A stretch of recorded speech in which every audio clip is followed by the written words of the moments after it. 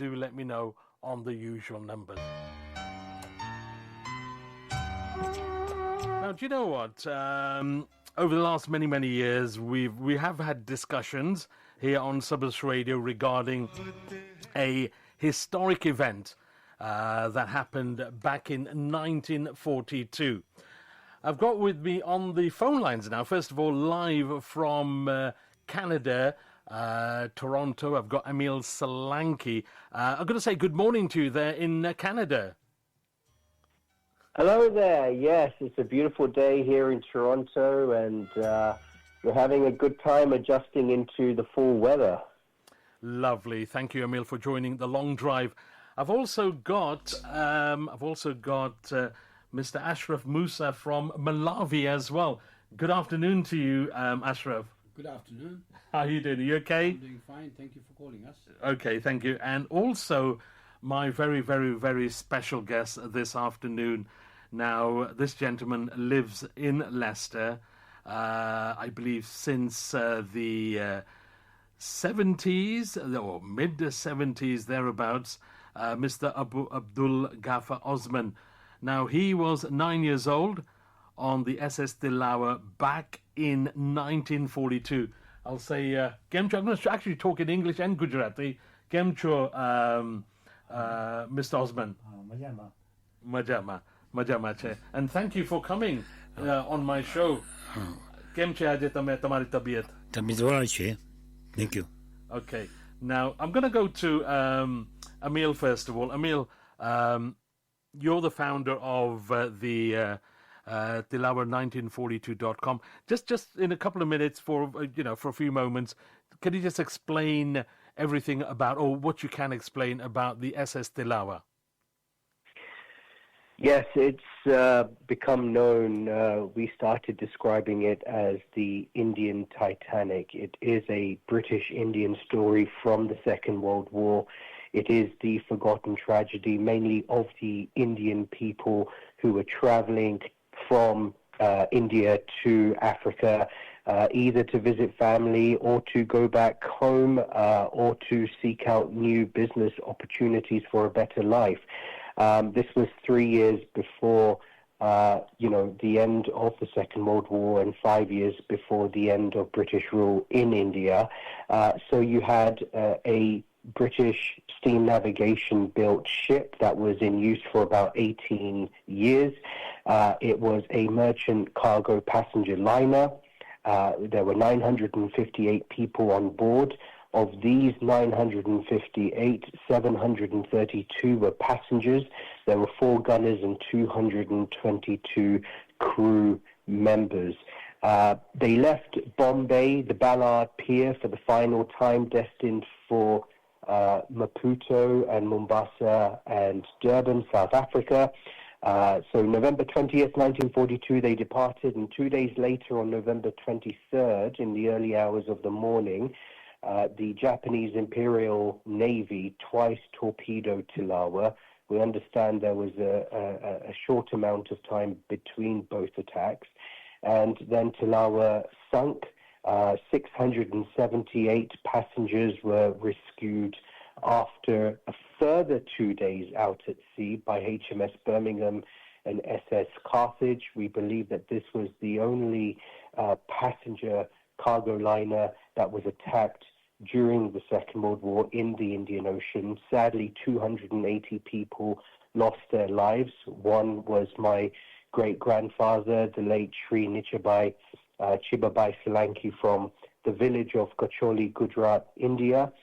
And on board the Tilawa was also 6,000 tons of cargo, which included 80 tons of silver bullion, 2,391 bars. And in 2017, the wreck site of the SS Tilawa was discovered, including its silver. And, that discovery in itself led to a resurrection of the story and allowing us to continue to raise even greater awareness. Amazing. Thanks very much for covering that, Emil. I just want to turn my attention to Mr. Abdul Gaffer, Osman, who was on the ship. He was 9 years old on the ship, sir. You were 9 years old with your family. Yes. And you can talk in Gujarati and English, so Yeah. that's great, or even Hindi. And you know, I know I've spoken to you before, and you don't have that much recollection, but maybe you could just tell me who was with you when you were on the ship that night. My mother, my auntie, my mama, uncle, Haji. my younger son, younger brother, Okay. and myself. Right, and of course you were 9 years old. 8 years. Eight years old. Beg your pardon. And do you have much recollection of that, or were you told the story afterwards? જેટલું તમને યાદ આવે છે કે યાદ એટલું જ આવે કે અમે ત્યાંથી બોમ્બેથી રવાના થયા અને રસ્તામાં બધી આ બાબત બની અને નેગોશિએશન લોકોનું ચાલુ હતું પણ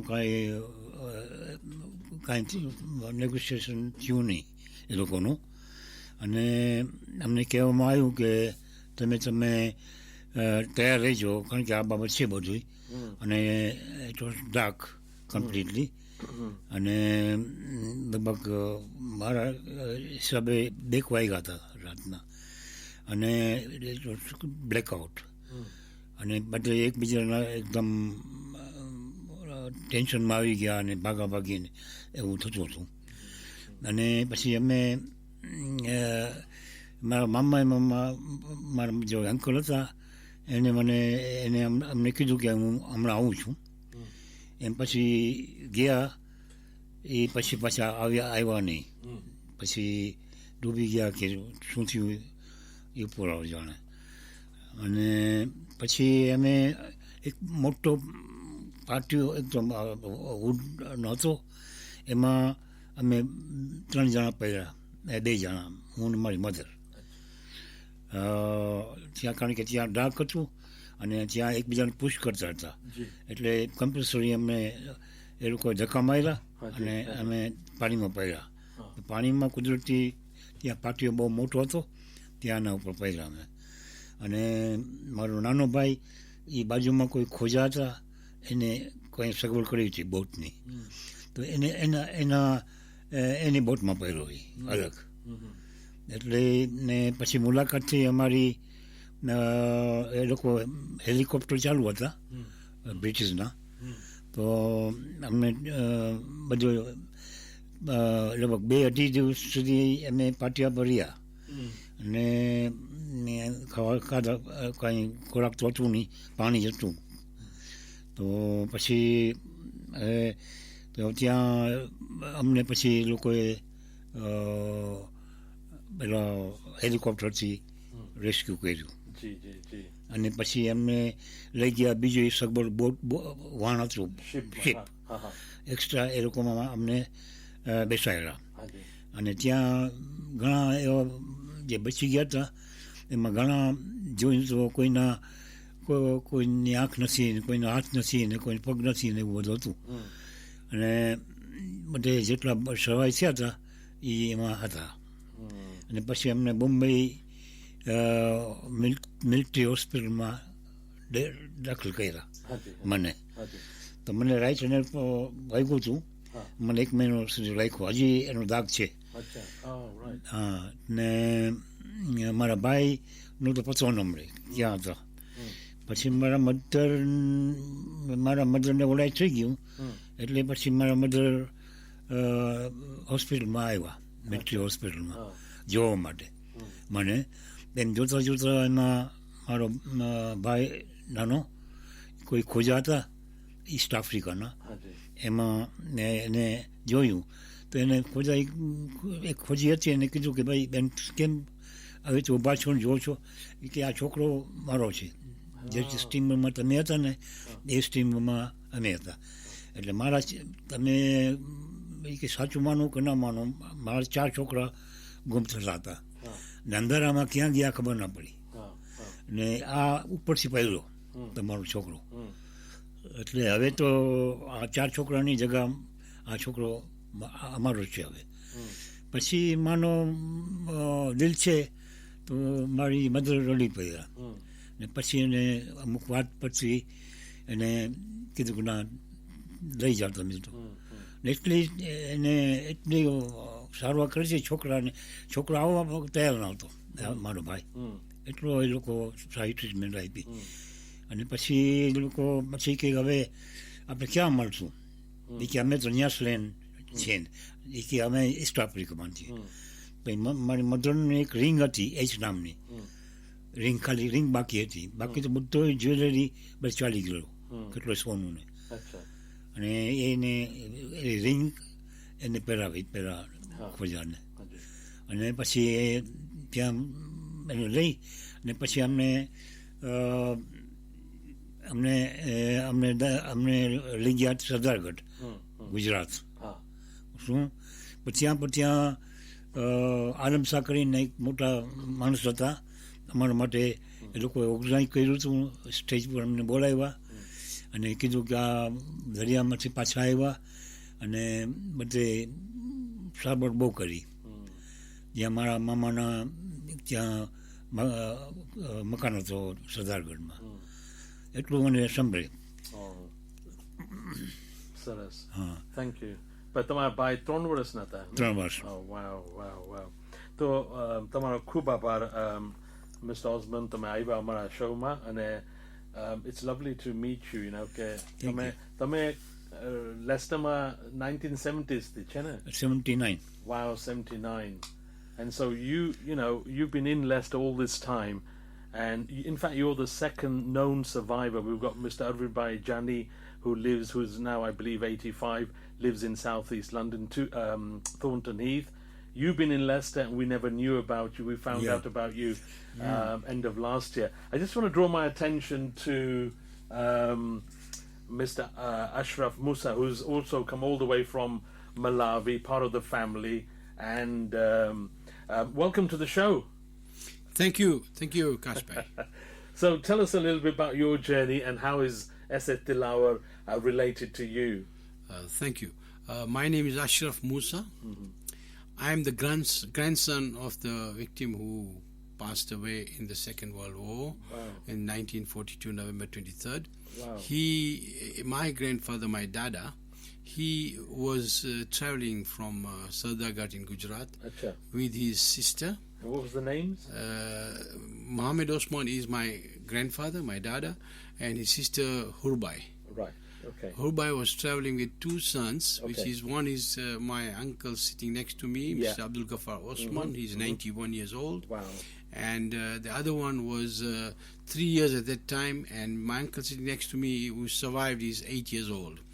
And his brother Aziz, Abdul Aziz Osman, he happens to be my uncle, and fortunately he is my father-in-law.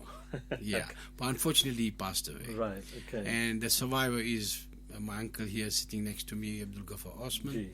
And they were also traveling with my grandfather, my dada's sister-in-law, Emna Bai. She survived that time as well, but she's passed away. And so has my grandfather's sister Hurbai Bai has passed away.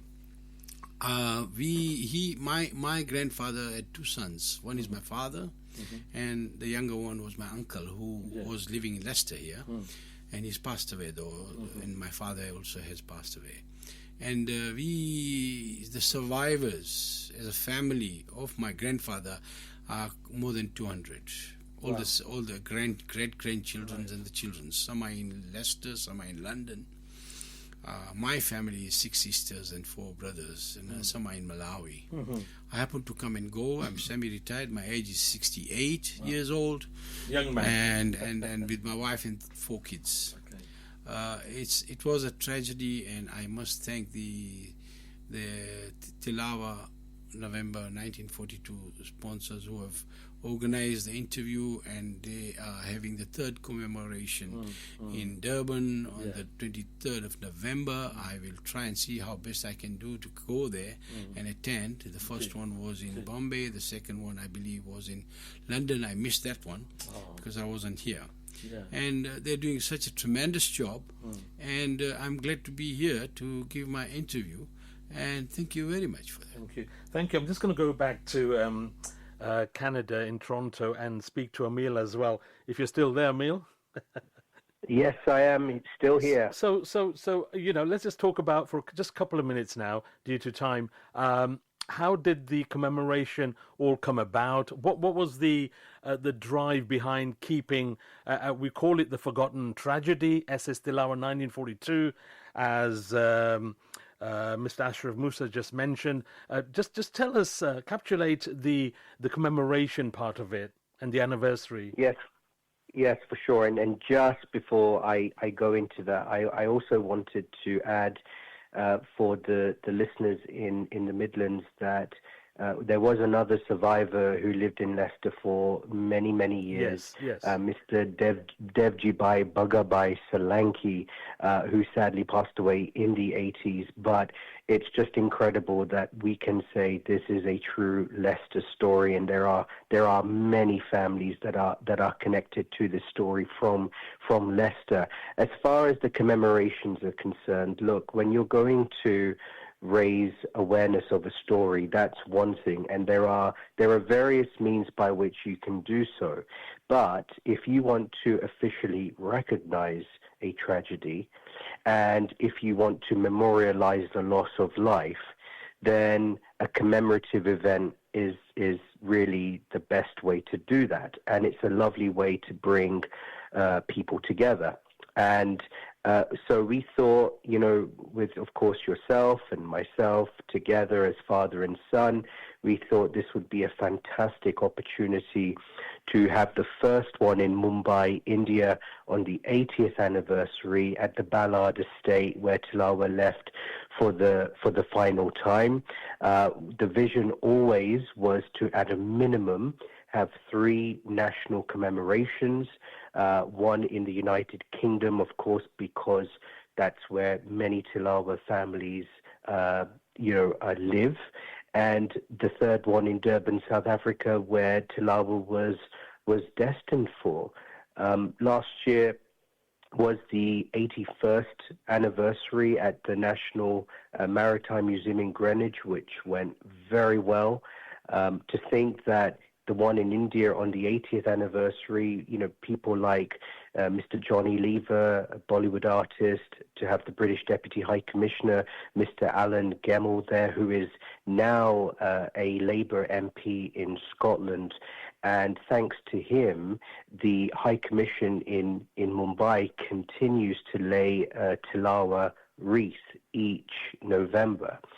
And the National Maritime Museum last year, we had the support of the mayor of Greenwich, the Royal Borough of Greenwich. We had well-known artist Navin Kundra, the Right Honourable Mr. Keith Vaz, and several others, support this event, which we were very grateful for. And thanks to our colleagues, our friends, our partners, the SS Tilawa Foundation, a group of gentlemen in South Africa who have also been researching the story, have a personal connection to the forgotten tragedy. They have led the heavy lifting in organizing and hosting, with our collaboration, the 82nd commemorative event in Durban. We really praise them, and we express our gratitude for all of their hard work in leading this particular commemoration. We're expecting over 200 people in Durban. There's going to be a great opportunity to go on a boat ride of the harbour, the port of Durban, to actually have at least a 2-hour commemorative event at the Regent Business School Theatre in Durban, and then we'll have a gala-type dinner for all of the guests who are attending, and there will be many families that are connected to the tragedy that will have an opportunity to share their story, to be interviewed.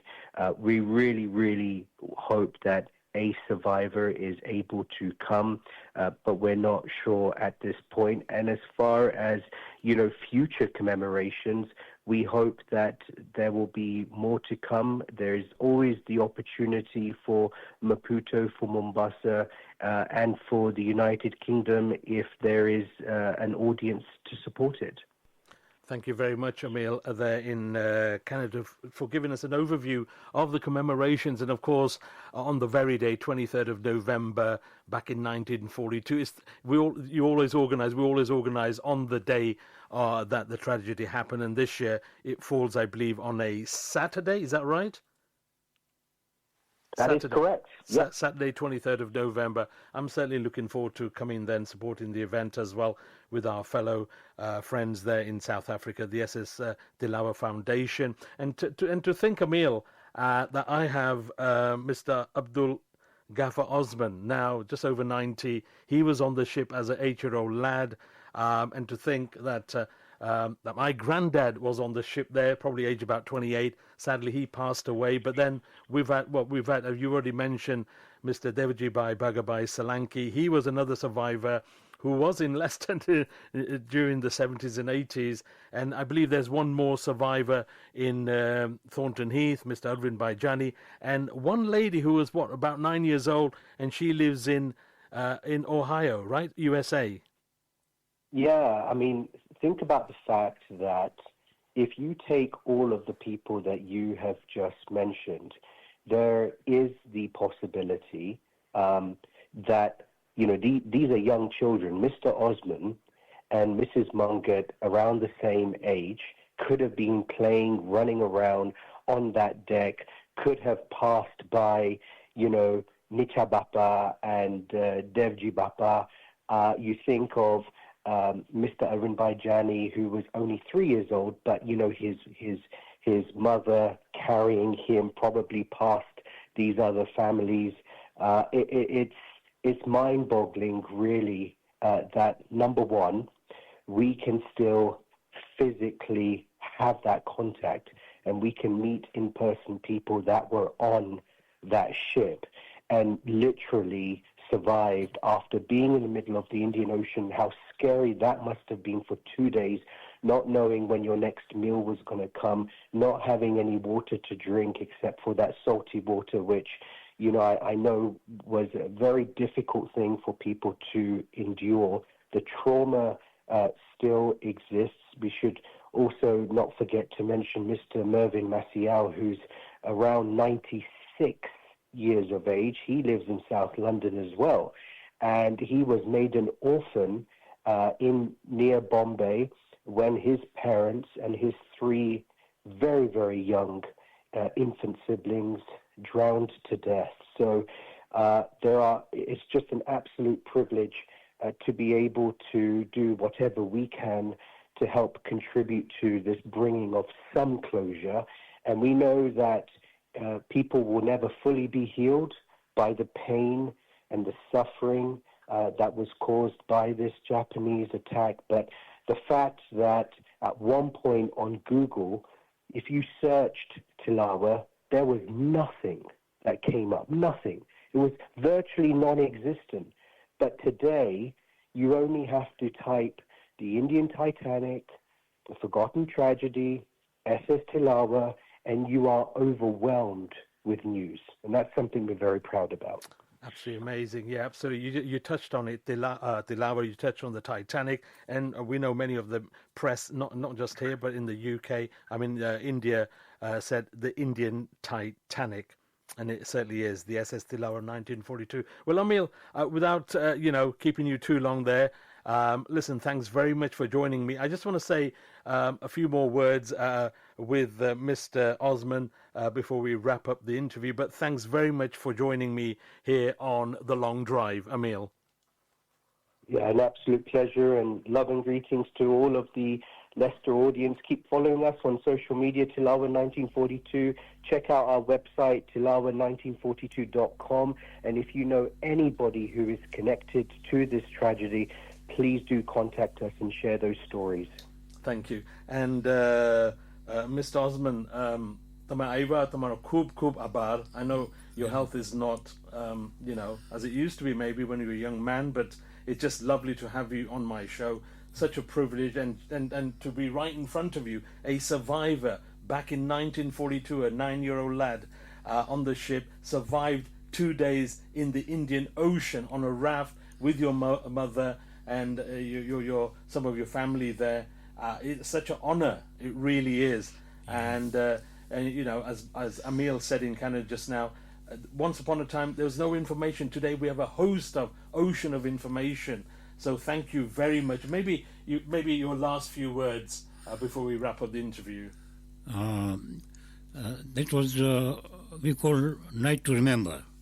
That was a night to remember. We will never forget the night. And thank you very much for having me here. That's all. Thank you very much. That's Mr. Abdul Gaffer Osman. I also had Ashraf Musa from Malawi as well. Thanks very much for joining me. I hope you have a safe journey. I look forward to meeting you. Hopefully you can make it. Hopefully, to yes. the commemoration in South Africa, Durban. Hopefully, yes. I'll try my best. Thank you. Yeah. And my grandfather was 37 years when he passed away. that was what? Mohammed Osman, right. who didn't survive in the, Yes, in on the ship. Yes. Thank you very much for joining Thank and you. sharing your story. Thank you for calling us. Appreciate it. Thank you. And Emil Solanki as well, from Toronto as well. Thanks very much for your kind words and getting involved in the discussion this afternoon here on Sabras Radio.